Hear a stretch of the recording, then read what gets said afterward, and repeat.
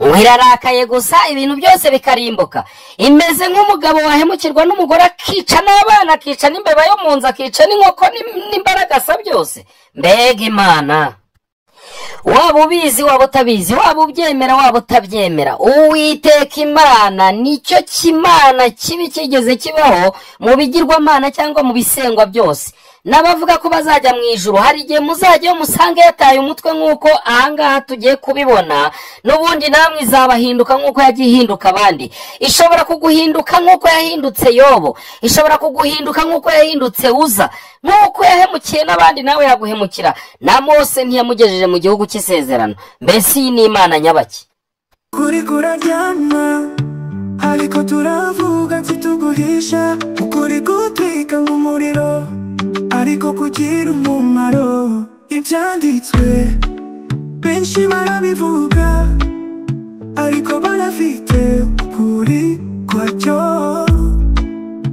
Tutandukanya ukuri n'inyigisho z'abantu, turahishura ibishe turasesengura byose.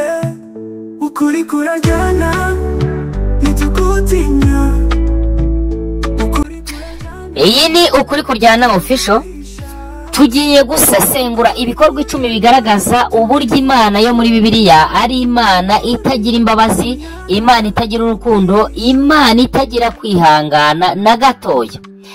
Duhereye mu itangiriro, ngira ngo igice cya 6, duhereye ku murongo wa 7 handitse ngo Uwiteka aravuga ati, nzarimbura abantu naremye mbatsemba mu isi, uhereye ku muntu n'inyamaswa n'amatungo n'ibikururuka n'inyoni n'ibisiga byo mu kirere, kuko nicujije yuko nabiremye.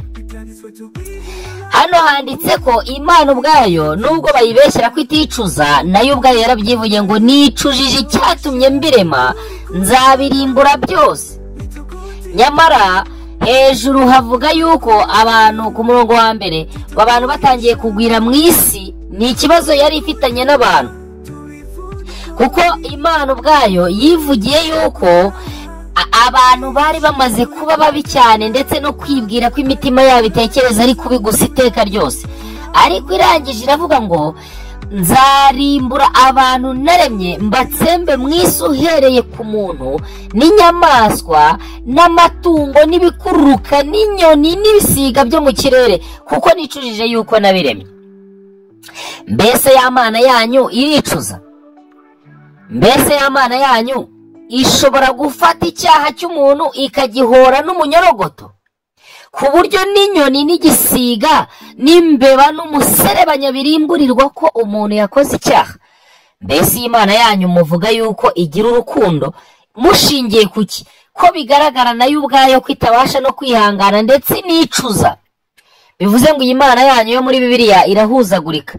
Iyi Mana nta gahunda igira, ni Imana idashobora kugira icyerekezo. Iyi Mana yo muri Bibiliya ni Imana ihemuka, ni Imana itagira imbabazi, ni Imana idafite urukundo. Bavuga yuko Imana ari urukundo, ariko iyi yo muri Bibiliya yo ntabwo ari urukundo, nta nubwo igira urukundo. Igikorwa cya kabiri kigaragaza yuko Imana itagira urukundo, itagira kwihangana, itagira imbabazi, turagisoma mu gitabo cyitwa Kuva. Igitabo cyitwa Kuva nicyo tugiye kurebamo igikorwa cya kabiri kigaragaza ko iyi Mana itagira urukundo. Turasoma mu Kuva igice cya 12, turebe mbese Imana igira urukundo. Turasoma igice cya 2 duhereye ku murongo wa 29.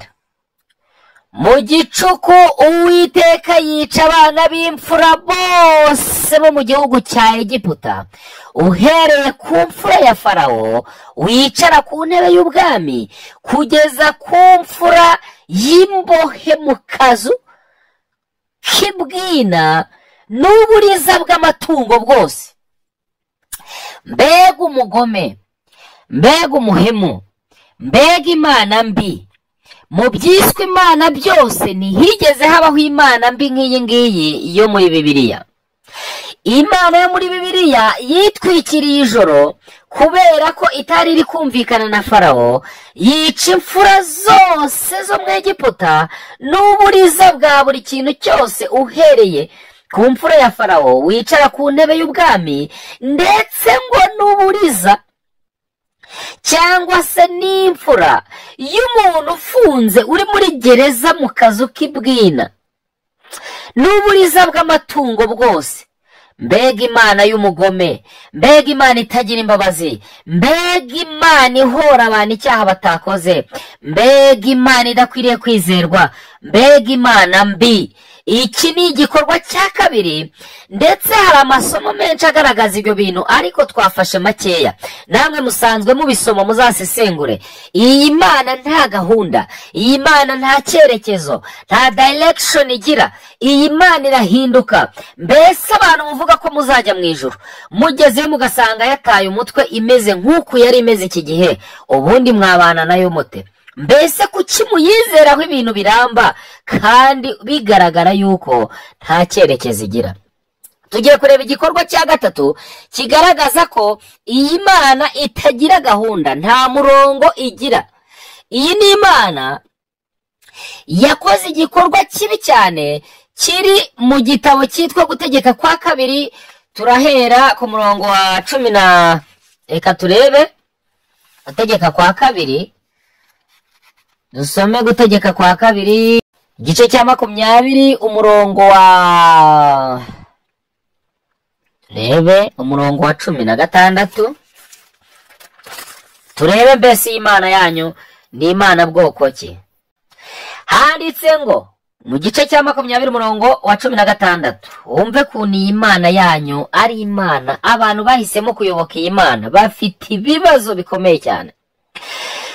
Ariko mu midugudu y'aya mahanga Uwiteka imana yawe iguhaho gakondo, ntuzakize ikintu cyose gihumeka, ntuzakize ikintu cyose gihumeka, ahubwo uzarimbure rwose ayo mahanga, niyo Baheti, niyo Bamori, n'Abanyakanani, n'Abaferizi, n'Abahivi, n'Abayebusi, uko Uwiteka imana yawe yagutegetse, kugira ngo batabigisha gukurikiza ibizira byayo byose bagirira imana zabo, mukaba mucumuye ku Uwiteka imana yanyu.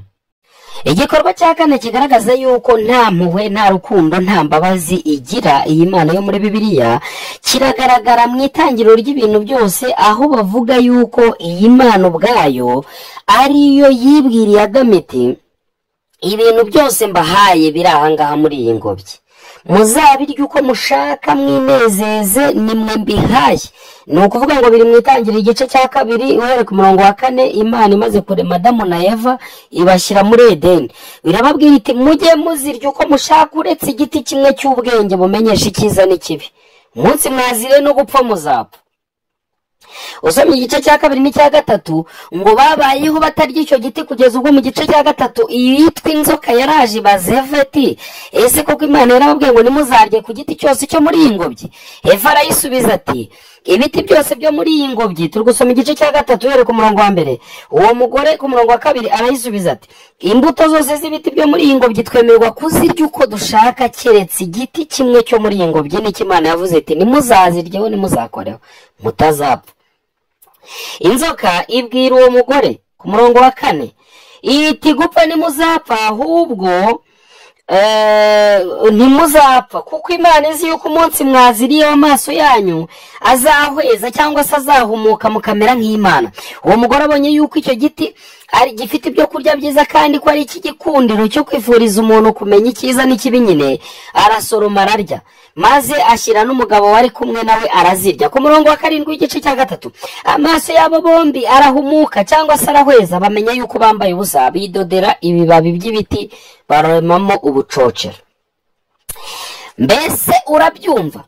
iyi nzoka cyangwa se imwe muri za mana zari zavuganye ziti tureme umuntu agira ishusho yacu ase natwe, yabonye ko umuntu atujuje ibyangombwa, iraza iramubwira iti ngaho wowe nimurye kuri iki giti mumere nk'Imana, namwe muse nk'uko umugambi wari umeze mu itangira igice cya mbere umurongo wa 26, mugomba kuba musa n'Imana mumeze nkayo, nimurye kuri iki giti muse n'Imana mumere nkayo. Bamaze kukirya koko bamera nk'Imana. Cyakora ku murongo wa 8 Imana iza kubahiga w'igice cya 3, ihageze iranabahana, ibanje no kwijijisha ibabaza ngo bari hehe kuki bihishe.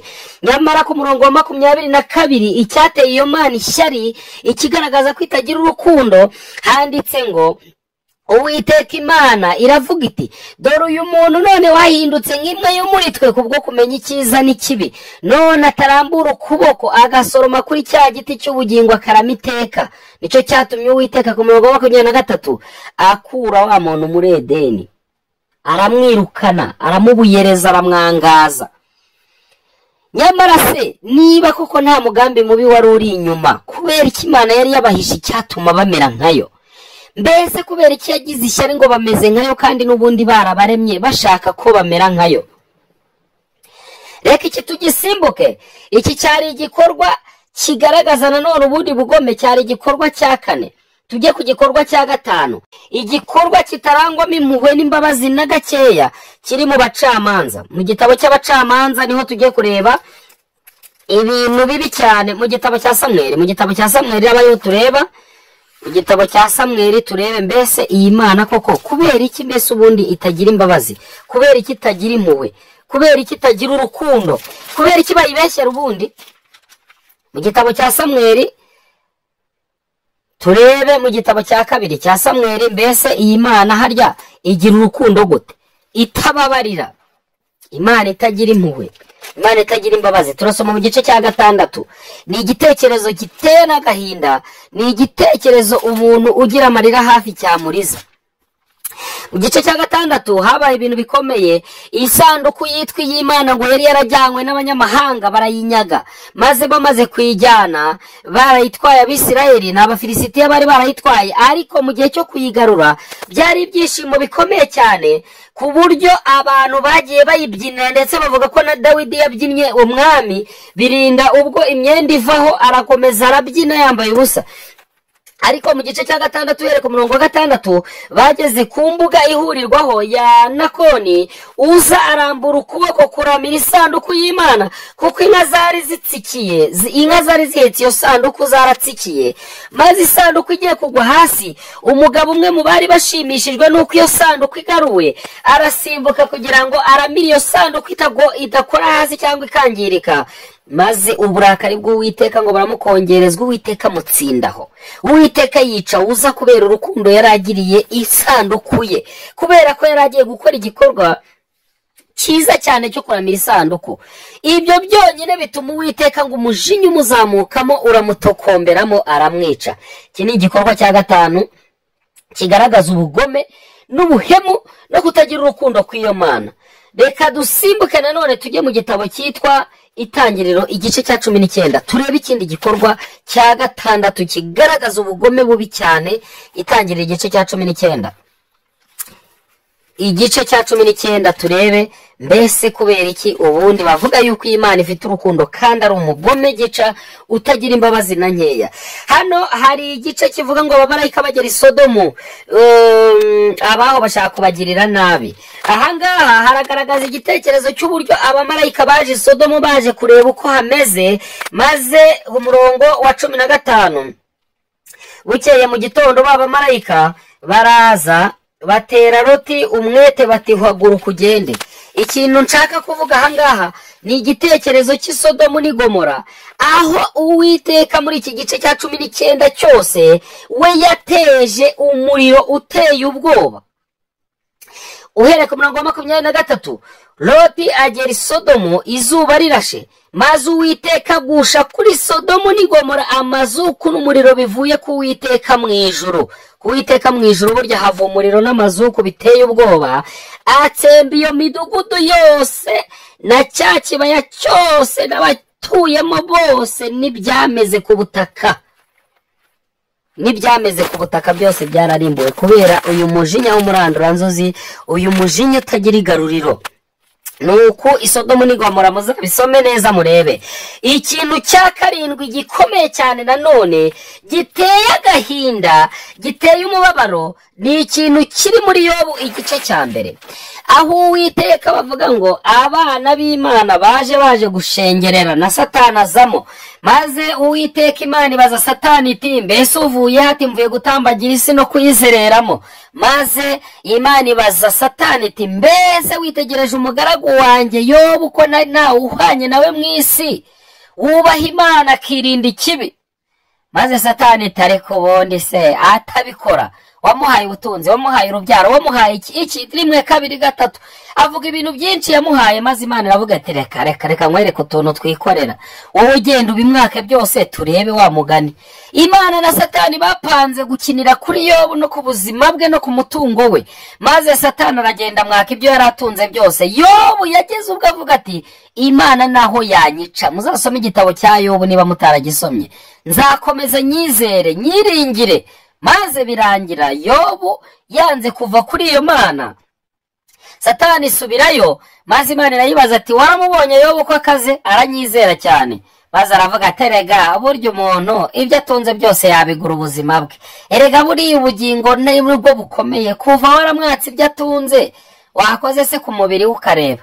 Imana ngo irongera iravuga iti gaho genda ubimwake byose, nakubwira iki n'umubiri ukoreho? Icyo nkwimye n'ubugingo bwe. Nuko byagenze, Yobu bamukiniraho, Imana yari irimo kumuruhukiraho na Satani bamuhemukira ibintu bikomeye cyane. Yobu arakomeza ngo ayizirikaho, ariko ubu bugome ndetse n'abakubwira yuko Imana na Satani bafitanye ikibazo, nta kibazo bafitanye. Satani n'Imana bafitanye ikihe kibazo? Satani n'Imana n'abafatanya bikorwa, n'abahemu n'abagome b'ibihe byose. Iyo Mana yo muri Bibiliya niyo mvuga, ntago mvuga Imana yaturemye. Imana yo muri Bibiliya ni kimwe mu bimana bibi byigeze biba ku isi, ni kimwe mu byigeze bisengwa ariko kitagira imbabazi, kitagira urukundo. Nyamara igitabo cya Bibiliya abantu bagira ngo ni igitabo kizajyana abantu mu ijuru. Umunsi wageze mu ijuru ugasanga iyi Mana ifite ubugome nk'ubwo yari ifite iki gihe, aho uzariraramo. Icyo ni kimwe mu bikorwa bigaragaza ko Imana nanone nta rukundo igira. Igikorwa cya munani kigaragaza ubugome bw'iyo Mana, ukuba ari Imana itagira imbabazi, itagira impuhwe, turagisoma mu gitabo cyitwa Amategeko, cyitwa Kuva. Mu gitabo cyitwa Kuva turebemo igikorwa cya munani kigaragaza iyo Mana yanyu uko imeze. Imana itagira kwihangana, ni Imana itagira imbabazi, ni Imana itagira urukundo, ni Imana ihemuka, ni Imana itagira n'umuntu n'umwe yitaho, ni Imana ifatanya na Satani, ahubwo ni Imana ibeshya abayoboke bayo. Mbese iyi Mana ubundi harya ngo izabamarira iki? Mu gitabo cyitwa Kuva turasoma duhere ku murongo ku gice cya 21. Igice cya 21 cyo kuvayo cyangwa se yimuka Misiri. Mbega Imana 21, tusome duhere ku murongo wenda wa 23.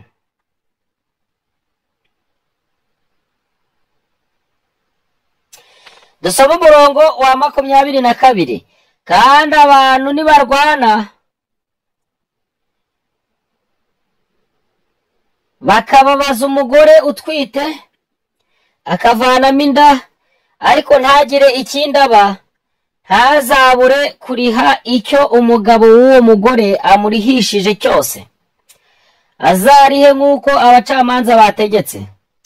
Ariko nihagira ikindi aba, azategeke ko ubugingo buhorwa ubundi, ijisho rihorwa irindi, iryinyo rihorwa irindi, ikiganza gihorwa ikindi, ikirenge gihorwa ikindi, ubushye buhorwa ubundi, uruguma ruhorwa urundi, umubyimba uhorwa uwundi.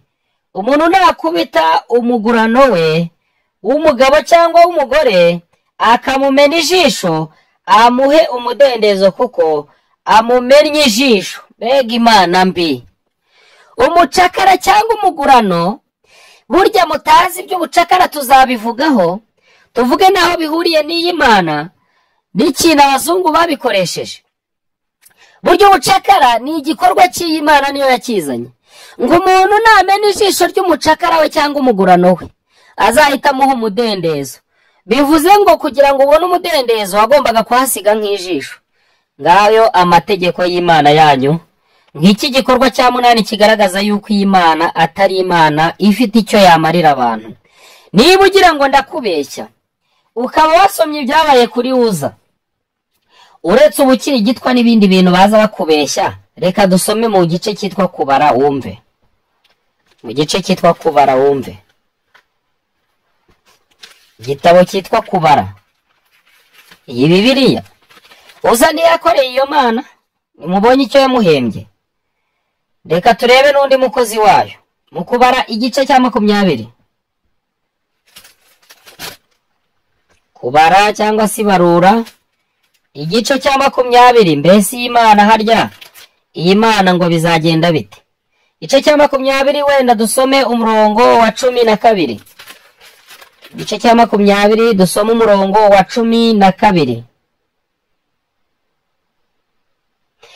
Uwiteka abwira Mose na Aroni ati, kuko mutanyizeye ngo mwerekanire ukwera kwanjye mu maso y'Abisirayeli, ntimuzajyanira iteraniro mu gihugu mbahaye. Mbega Uwiteka, mbega kumukorera. Hari abavuze ngo ntawamukoreye wikorera amaboko, uretse no kwikorera amaboko wakwikorera n'ibirenge. Mbese Mose koko wageze ubwo agira n'Imana inama, wageze nubwo agira uwo Uwiteka inama akamubwira ati hoya batazaguseka, byavugwa ngo iki ngo abantu babakuye mu Egiputa urabicura bamara. Hoya aho kugira ngo ubice bari ngewe urimbura. Uwiteka umeza atya. Uwiteka utarigeze agirira impuhwe Mose, akavuga ngo ntiwigeze werekana kwera kwanjye, ntiwigeze unyubahisha, amutsinda mu nzira ntiyamugeza muri cya gihugu. Harya ngo ntiyivuguruza, ubwe niwe wavuze ati genda uzane bari abantu tubajyane mu gihugu cy'isezerano, ariko n'uwo yabwiye kubajyanayo ntiyigeze amugezayo. Mu bahagurutseyo bose uko bari abantu bagera mu 600,000 by'abagabo, n'abantu baze bashobora kugera muri miliyoni zirenga 2. Bose yabiciye mu nzira. Umuntu wahagurutse mu Egiputa akagerayo n'abagabo 2 bonyine. Abandi bose bagezeyo n'utwana twagiye tuvukira muri urwo rugendo ngo rw'agahinda. Ngaho mbwira uwo Uwiteka. Iki ni igikorwa kibi cyane, igikorwa kigaragaza ubugome bw'uyu mugabo witwa Uwiteka. Ariko abamuyobotse harya ubundi ngo azabamarira iki? Reka wumve noneho ikindi gikorwa cy'akasamutwe. Nawe nk'umubyeyi, nawe nk'umuntu, niba ugira umutima, niba ugira ubumuntu, umbwire ko ibi bintu ari ibintu wakora.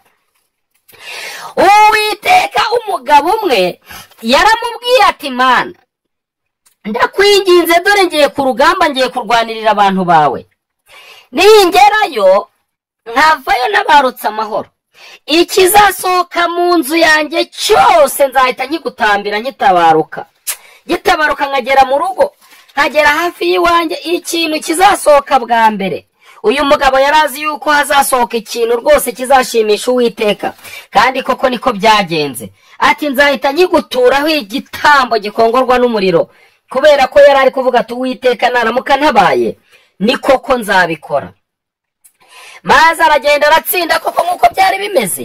Maze atabarutse ngo akigera mu rugo, umva mu Bacamanza igice cya 11 umurongo wa 29, Uwiteka aza kuri Yefuta, ajyana i Geladi ni Manase, ajya i Misipa ni Geladi, avayo afata mu Bamoni. Nuko Yefuta ahiga Uwiteka umuhiga ati, nungabiza Abamori ngatabaruka amahoro mvuye kubatsinda, ikizasohoka mbere y'umuryango w'inzu yanjye kunsanganira kizaba icy'Uwiteka, nanjye nzagitambaho igitambo cyoswa. Nuko Yefuta arambuka atera Abamori. Yefuta yaragiye arwana urugamba, aragenda aratsinda, maze mu gutabaruka kwa Yefuta atabaruka yatsinze urugamba, atabaruka yatsinze ingabo zose, maze akigera mu rugo agiye kubonabona akana ke k'agakobwa yagiraga konyine. Umva kuntu handitse ku murongo wa 36 34. Nuko Yefuta aratabaruka, ageze iwe i Misipa, yenda kugera iwe, umukobwa we asohoka n'utuntu n'ishakwe abyina ajya kumusanganira, kandi uwo mwana we yari ikinege, nta muhungu cyangwa umukobwa yari afite wundi utari uwo. Amubonye ashishimura umwenda we, cyangwa yicagaguriraho imyenda, aravuga ati, ye bawe mwana wanjye, kumbabaje cyane ko uri mu bampagaritse umutima, kuko narahiriye imbere y'Uwiteka, none simbasha kwivuguruza. Aramubwira ati, data, ubwo wahigiye imbere y'Uwiteka kumigura, kuko Uwiteka yaguhoje ababisha bawe b'Abamoni. Nyuma uwo mukobwa abwira se ati, unyemerere icyo ngusaba, ube uretse amezi 2 ngende manukane mu gasozi n'abagenzi banjye ndirira ubukumi bwanjye. Se aramusubiza ati, genda. Aramusezerera ngo amara amezi 2 ajyana na bagenzi be aririra ubukumi bwe mu misozi. Umwana agiye kumara amezi 2 arira mu misozi, azira ubusa, azira ibintu byapanzwe n'uyu witwa Uwiteka. Nuko amezi 2 ashize, agaruka kwa se, nawe amuhigura Uwiteka nk'uko yari yahize, kandi yari atararongorwa. Abantu bajya babeshya ngo ntago byabaye, ngo yamuhinduye ngo nk'umubikira. Reka handitse ngo ikizasohoka bwa mbere nzagitambaho igitambo cyoswa. Kandi hano handitse ku murongo wa 39 ngo nuko amezi 2 ashize agaruka kwa se, nawe amuhigura Uwiteka nk'uko yari yahize, kandi yari atararongorwa. Ngibyo bikorwa 10 bigaragaza ubugome bw'Imana, bigaragaza ukuntu atari Imana y'urukundo. Ntigera nimuwe, ntiyareba n'amarira y'uyu mwana, ntiyareba n'amarira y'umubyeyi. Nuko iyo Mana imeze. Abayoboke bayo nimukomerezaho, ariko izabereka. Ntawe igirira impuhwe, ntiyababarira na Mose, ntawe igirira impuhwe, ntiyababarira n'umugore wa Loti, ngo nibura ivuga iti nahunge nawe nibura ageraneyo, gukebuka byonyine. Ntiyababarira uza waramiye isanduku yayo, ntiyababarira akakana k'agakobwa k'inzira karengane. Iyi si Imana, iyi si umubyeyi, si wavuga ngo ni igiki mu bintu byose byigeze bisengwa ku isi. Iyi niyo Mana mbibaho. Ngaho nimukomeze muyiyoboke, cyangwa muhitemo dufate ukuri. Iyi ni Ukuri Kuryana official. Uzahamenyera byinshi niba ukeneye kumenya byinshi, ariko niba utabikeneye n'uburenganzira bwawe, nta kundi. Ariko ukuri nuko iyi si Imana yo kwizerwa, si Imana yagira ikikumarira. Reka ngusabe, niba ukunda ibyo tukugezaho, ushaka kumenya byinshi, kora subscribe kuri iyi channel, ubundi ukore na share ubimenyesha bagenzi bawe. Kora like niba wabikunze, shyiraho icyo gikumwe cyawe tubibone. Ubundi jya ukora comment utubwira uti, nshaka gusobanukirwa amateka y'ibi, nshaka kumenya iki n'iki, nshaka kumenya iki n'iki, nshaka kumva mbese mukivugaho iki. Turahari kugira ngo tugufashe. Komeza ugire ibihe byiza kandi ugubwe neza. Bye. Ukuri kuraryana, ariko turavuga ntituguhisha. Ukuri gutwika nk'umuriro, ariko kugira umumaro. Ibyanditswe benshi barabivuga, ariko barafite ukuri kwacyo. Tutandukanya ukuri n'inyigisho z'abantu, turahishura ibishe turasesengura byose. Ukuri kuraryana, ntitugutinya. Ukuri kuraryana.